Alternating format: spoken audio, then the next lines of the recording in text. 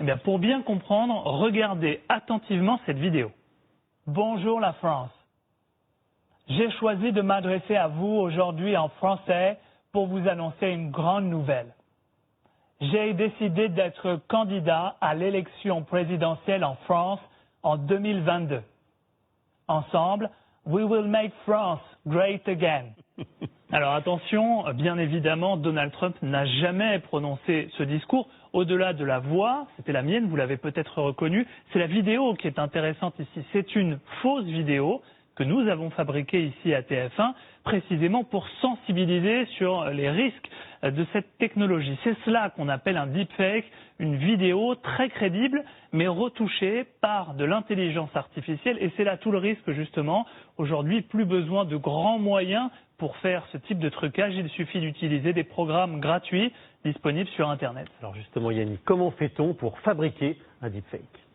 Alors concrètement, l'ordinateur va d'abord scanner mon visage qu'il va prendre comme modèle. Il va mémoriser parfaitement tous les micro-mouvements que j'effectue lorsque je parle. La deuxième étape, c'est qu'il va faire exactement la même chose avec le visage du président américain. Et ensuite, pendant des heures, il va avoir besoin de s'entraîner pour faire correspondre parfaitement tous ces micro-mouvements. Et le résultat, le voici.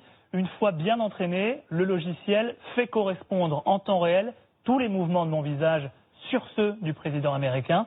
Il ne reste plus qu'à modifier la voix pour rendre le résultat quasi parfait.